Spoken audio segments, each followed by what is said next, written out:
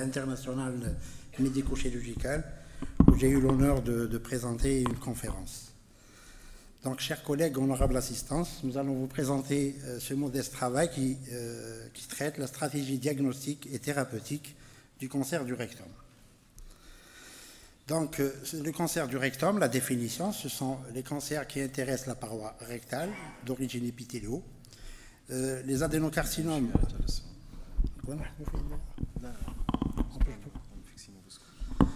Les adénocarcinomes représentent l'entité la plus fréquente dans plus de 90% des cas. Donc, c'est un cancer fréquent, deuxième cause de mortalité dans le monde. Et le diagnostic est basé essentiellement sur le toucher rectal, qui est un examen très simple, qui doit être bien fait chez un malade bien préparé, complété d'une endoscopie et des biopsies, qui permet de confirmer histologiquement ce cancer. On doit insister sur les progrès de la radiologie, notamment de l'IRM pelvienne et de l'écho-endoscopie, qui permettent de faire un bilan de réségabilité complet, surtout dans les cancers du bas et du moyen rectum. Le traitement chirurgical du cancer du rectum est essentiel, le traitement curateur est essentiellement chirurgical, et on doit parler des progrès de la chirurgie, notamment des pinces mécaniques, des anastomoses mécaniques basses, de la dissection intersphinctérienne qui ont permis d'augmenter le taux de conservation sphinctérienne. Il faut aussi parler de la radiochimiothérapie néoadjuvante qui joue un rôle très important dans le cancer du rectum, notamment au niveau du bas et du moyen rectum, où souvent les tumeurs non résécables, du fait de leur volume, deviennent résécables. Aussi, il faut aussi parler des progrès de la chirurgie hépatique, de la réanimation et de la radiofréquence qui ont transformé considérablement le pronostic des métastases hépatiques d'origine colorectale. Pratiquement, maintenant, le taux de mortalité de ces cancers métastatiques a nettement diminué ces dernières années. Le pronostic de ces cancers dépend de la précocité diagnostique et thérapeutique.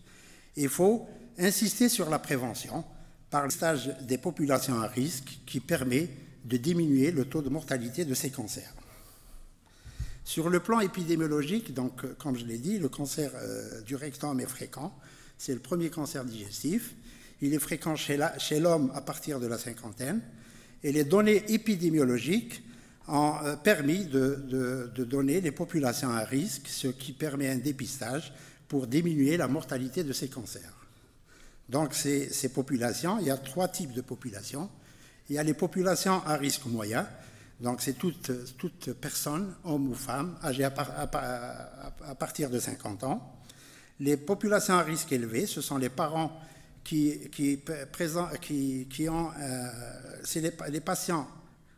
les parents du premier degré des cancers colorectaux, les antécédents familiaux de cancers colorectaux, les malades qui ont déjà des tumeurs du côlon et du rectum, et les maladies inflammatoires chroniques. Donc, dans les maladies inflammatoires chroniques, il y a la rectocolite ulcéro-hémorragique qui présente un risque de cancérisation plus important, où le risque de dégénérescence est aux alentours de 35% après 35 années d'évolution. Il y a aussi la maladie de Crohn, où la dégénérescence est beaucoup moins que la RCUH, et elle est beaucoup plus fréquente, d'autant plus que le diagnostic est fait chez le sujet jeune et les lésions sont étendues. Donc, les sujets à risque très élevé, donc ils sont représentés par les syndromes héréditaires, représentent 3% des cancers colorectaux. C'est le syndrome de HNPCC, Hereditary Non-Polyposis Colorectal Cancer, ou syndrome de Leach, et les polyposes adénomateuses familiales. Le syndrome de HNPCC, il est caractérisé par la mutation du gène de réparation de mésapariement de l'ADN, MMR, et caractérisé sur le plan phénotype RER ou instabilité microsatellitaire. Sur le plan clinique, il faut qu'il y ait présence de la totalité des critères d'Amsterdam qui sont représentés par la présence d'au moins 3 patients atteints du cancer du spectre HNPCC, dont une ou deux autres au premier degré. Il faut qu'il y ait au moins 2 générations successives. Il faut qu'il y ait au moins un cancer du spectre HNPCC diagnostiqué avant 50 ans. Les cancers du spectre HNPCC intéressent les voies urinaires excrétrices, sur le plan digestif, côlon, rectum et estomac. Sur le plan gynécologique, c'est l'endomètre et les ovaires. La polypose adénomateuse familiale constitue la deuxième affection à risque. Le diagnostic positif est posé quand il y a plus de 100 polypes et on suspecte la polypose adénomateuse familiale quand le nombre de polypes est supérieur à 15. Il est secondaire à la mutation du gène APC ou MYH. Cette plaque nous montre la répartition épidémiologique des cancers colorectaux. Donc on voit que dans près de 80% des cas, ces cancers sont sporadiques. Dans près de 30%, les cancers colorectaux familiaux. Et dans 3%, ce sont des cancers héréditaires. Sur le plan anatomique, je voulais rappeler trois facteurs, le rectum, la vascularisation et le mésorectum. Le rectum, il est divisé sur le plan chirurgical en 3 parties. Donc il y a le bas, le moyen et le haut rectum. Et selon la distance par rapport à la marge anale, ou bien le deuxième repère, c'est le pôle supérieur du sphincter. Par rapport à la marge anale, donc de 0 à 5 cm, c'est le bas rectum, de 5 à 10, c'est le moyen, et le haut rectum à partir de 10 cm, de 10 à 15.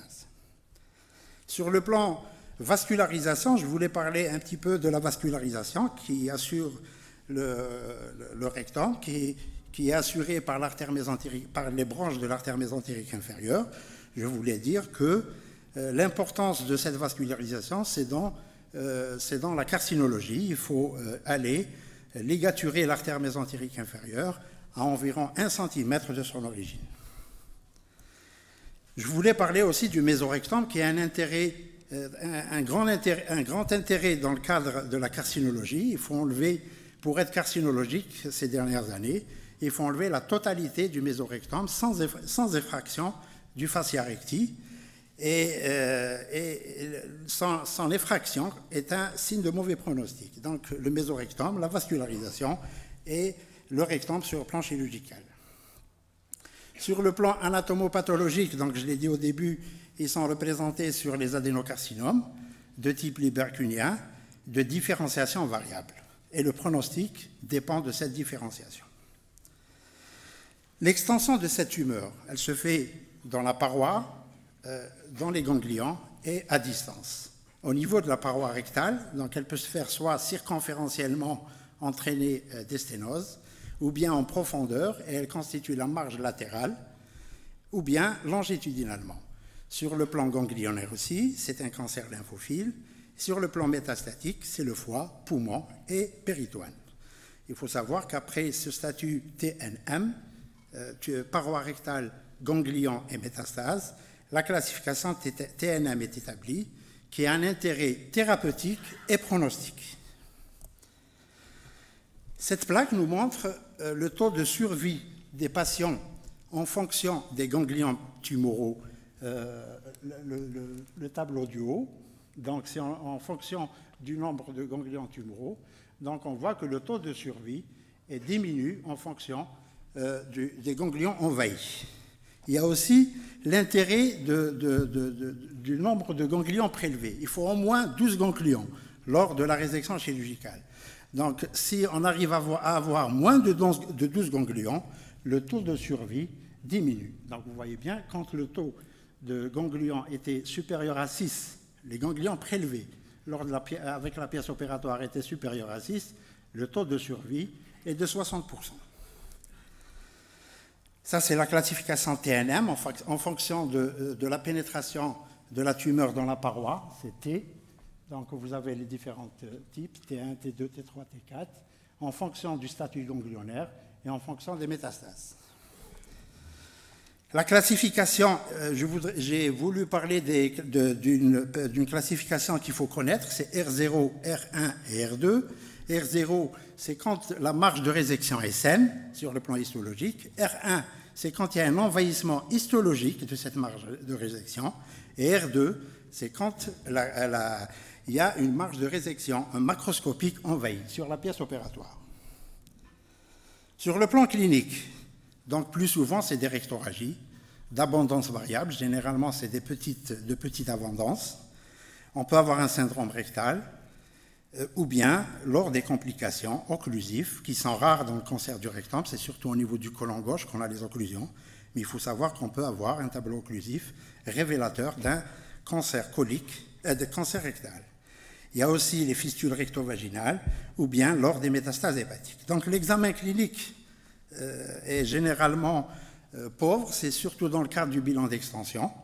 Sinon, c'est le toucher rectal qui reste un examen clé dans l'exploration clinique de cette tumeur. Donc le toucher rectal doit être fait dans de bonnes conditions, c'est un sujet bien préparé, avec un rectum vide.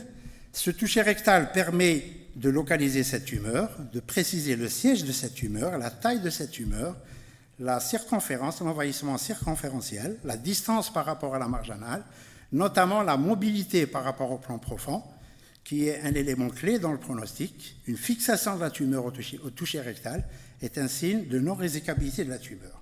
Et enfin, l'état du sphincter. Donc après l'examen, donc c'est le toucher rectal, l'examen général et abdominal, c'est surtout dans le cadre du bilan d'extension, et le bilan morphologique qui permet de faire le diagnostic, c'est la rectoscopie rigide avec biopsie. Donc la rectoscopie, elle permet de voir l'aspect macroscopique de cette tumeur, le siège exact par rapport à la marge anale, l'évolution, son extension circonférentielle, et permet de faire des biopsies qui permettent de confirmer histologiquement et de préciser la nature histologique de cette tumeur. Le bilan d'extension, donc il y a deux examens qui sont très importants, c'est l'IRM pelvienne et l'échoendoscopie. L'IRM pelvienne est utilisé systématiquement dans les tumeurs T3, T4 du moyen et du bas rectum. T3, T4, ça veut dire que c'est des tumeurs qui sont localement avancées, et l'IRM permet de nous renseigner sur la distance de cette tumeur par rapport à la marge anale, c'est-à-dire ça peut déjà nous donner est-ce qu'on peut conserver ou pas le sphincter, et permet de nous donner la distance entre le pôle inférieur de la tumeur avec le fascia recti, et s'il est moins de 1 mm, cette distance est moins de 1 mm, c'est un signe de non-résicabilité. Il faut donc commencer par une radiochimiothérapie, vous allez la voir tout à l'heure. L'IRM pelvienne aussi permet de nous renseigner sur l'évolution post-radiochimiothérapie, donc l'évolution du traitement néoadjuvant. Concernant l'échoendoscopie endorectale, qui est un examen très important dans les tumeurs superficielles, donc quand la tumeur est assez importante, l'échoendoscopie est inutile. L'échoendoscopie, l'intérêt de cette échoendoscopie, c'est de nous montrer le degré de pénétration de cette tumeur dans la paroi rectale et éventuellement nous dire s'il y a possibilité de faire un traitement local. Donc c'est surtout dans les petites tumeurs du rectum. Il y a la sonde à haute fréquence, c'est une sonde qui permet de nous renseigner encore plus sur le degré de pénétration de cette tumeur. Donc vous voyez bien, dans la muqueuse, il y a la muqueuse et la sous-muqueuse. Donc elle permet de diviser la muqueuse en 3 stades et la sous-muqueuse en 3 stades, SM1, SM2 et SM3. Donc elle permet de faire un examen très détaillé, et si la tumeur s'arrête au niveau de la première partie de la sous-muqueuse, on peut proposer au patient un traitement local. Si elle dépasse SM1, si la tumeur est beaucoup plus importante que la première partie de la sous-muqueuse, le traitement reste chirurgical. Le reste du bilan d'extension, donc il faut bien retenir l'IRM pelvien dans les tumeurs assez évoluées du moyen et du bas rectum, l'échoendoscopie dans les tumeurs superficielles. Il y a la coloscopie totale qui est systématique. Elle permet de rechercher d'autres localisations, d'explorer la totalité du cadre colique et faire des biopsies étagées. Il y a les autres examens qu'il faut faire à la recherche de métastases hépatiques, métastases pulmonaires, carcinose, c'est le téléthorax, échographie abdominopelvienne, actuellement remplacé par le scanner thoraco-abdominopelvien qui permet de nous donner un bilan sur le bilan d'extension à distance de cette tumeur. Et enfin, il y a 2 examens qui sont pratiquement pas utilisés, mais il faut savoir qu'on peut avoir besoin de ces 2 examens. C'est surtout quand il y a des doutes de l'imagerie du scanner, on peut être emmené à faire une IRM hépatique quand il y a des images douteuses au scanner hépatique. Donc, au terme de ce bilan clinique et morphologique, ça nous permet de classer la tumeur selon la classification CTNM et nous avoir déjà une idée si la tumeur est résécable d'emblée, est-ce qu'on peut ou pas conserver le sphincter. Et l'idéal, c'est d'étudier le dossier du patient en RCP, en réunion de concertation pluridisciplinaire. Concernant le traitement, le volet médical, c'est surtout pour préparer le patient, soit sur le plan général, pour stabiliser une éventuelle tare, pour corriger toute perturbation hydroélectrolytique ou toutes les perturbations biologiques. Localement, c'est pour préparer le côlon, opérer un côlon vide, propre et plat. Actuellement, c'est le régime sans résidus qui est utilisé par tout le monde. On a abandonné le Fortran, qui est source, selon plusieurs études, de problèmes, même favoriserait les lâchages anastomotiques. Donc actuellement, c'est le régime sans résidus. Maintenant, la durée de ce régime n'est pas standardisée. Sur le plan psychologique aussi, il faut préparer le patient pour une éventuelle stomie, soit temporaire ou définitive en fonction de la localisation et du bilan d'extension de la tumeur. Donc le traitement chirurgical, le but de ce traitement, c'est d'enlever la totalité de la tumeur avec toute l'atmosphère cellulo-lymphatique.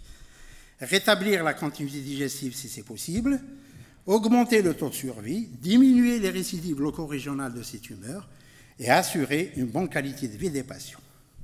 La voie d'abord, donc comment aborder chirurgicalement les malades, c'est la laparotomie, ouvrir sur la laparotomie médiane à cheval sur l'ombilic, ou bien la laparoscopie, qui est utilisée actuellement, elle est utilisée par plusieurs écoles dans le cadre du cancer du rectum. Après la voie d'abord, après l'ouverture, il faut explorer, donc il faut faire une bonne exploration péropératoire, localiser la tumeur, les rapports avec les organes de voisinage, et rechercher les adénopathies, explorer le foie à la recherche de métastases et explorer la totalité de la cavité abdominale. Et il faut aussi enlever la totalité du mésorectum. C'est un critère carcinologique que je le dirai tout à l'heure.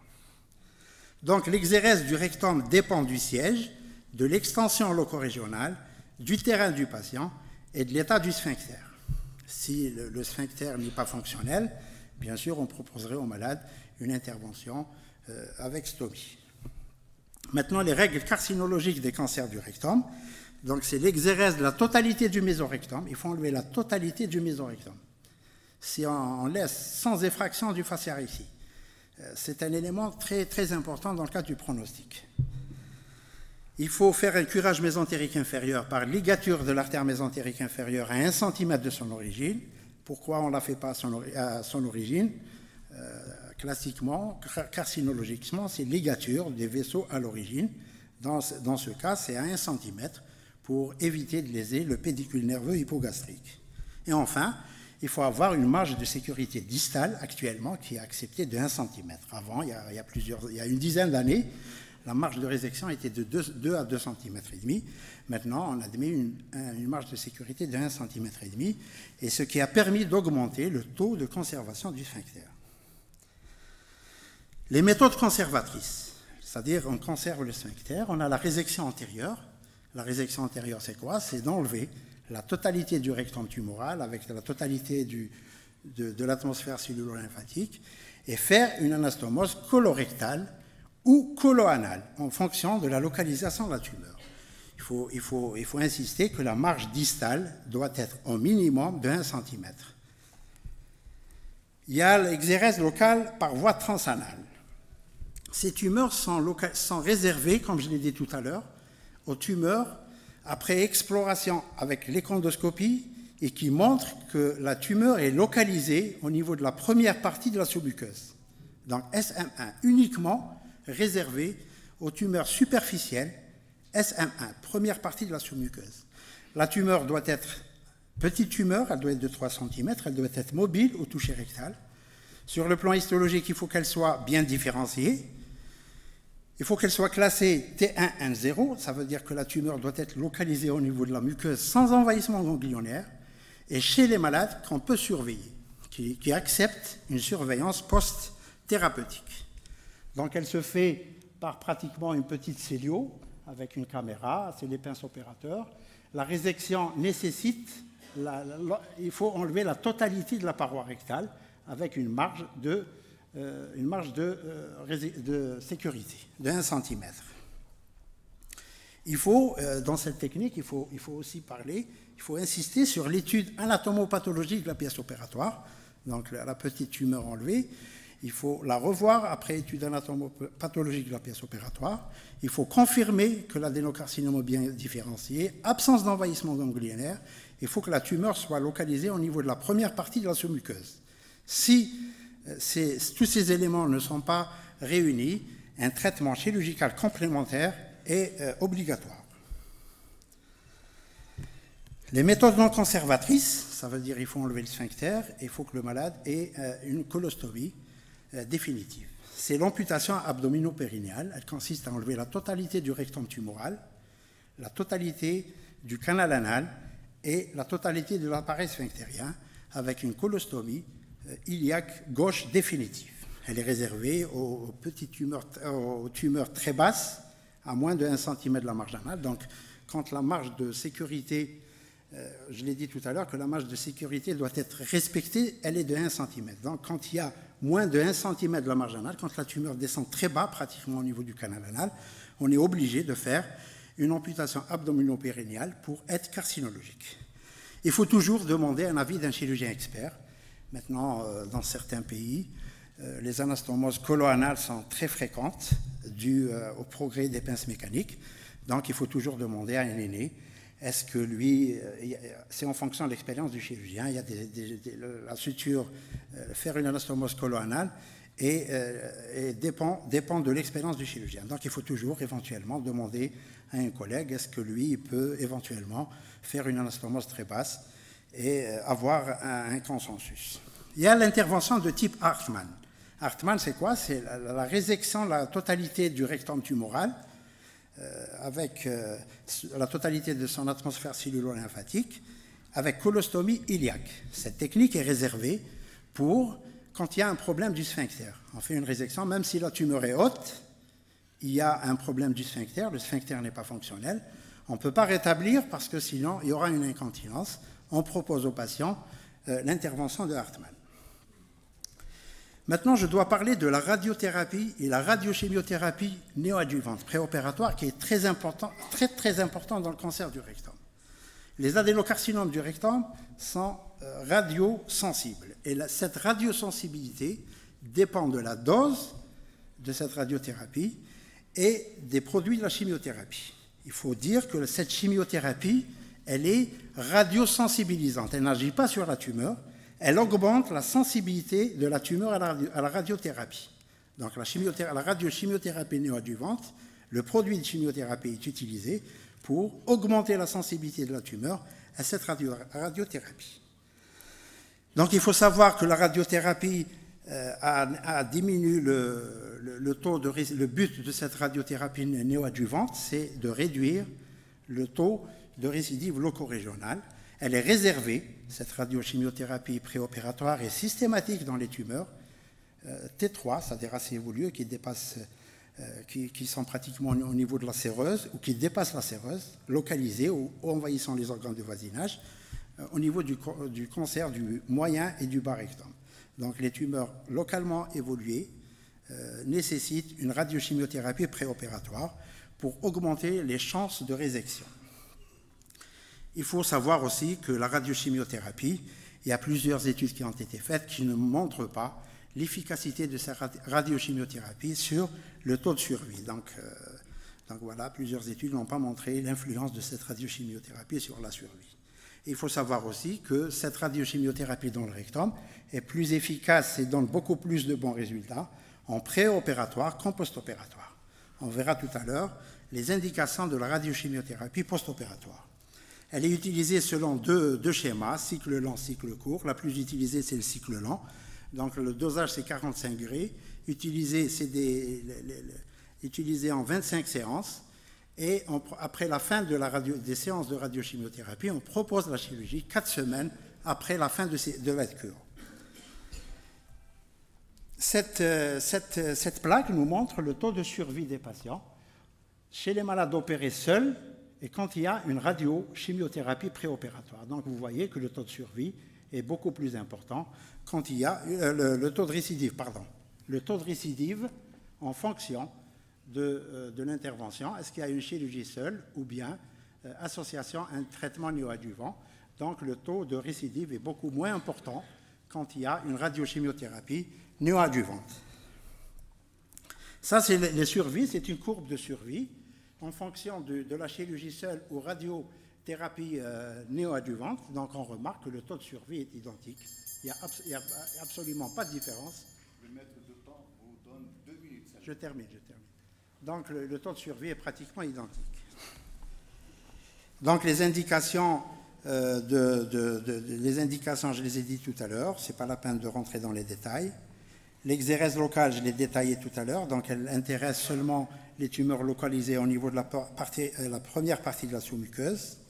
Le traitement adjuvant, c'est-à-dire post-opératoire, est surtout utile quand le malade est opéré d'emblée et quand l'étude anatomopathologique de la pièce opératoire montre un envahissement ganglionnaire. Sinon, pratiquement aucun intérêt le traitement adjuvant. La surveillance, elle doit être clinique, échographique et endoscopique. Et pour conclure, la chirurgie du cancer du rectum a fortement évolué au cours des dernières années. L'introduction du concept chirurgical de l'exérèse totale et systématique du mésorectum a permis de réduire considérablement le risque de récidive locale avec un minimum de séquelles génito-urinaires.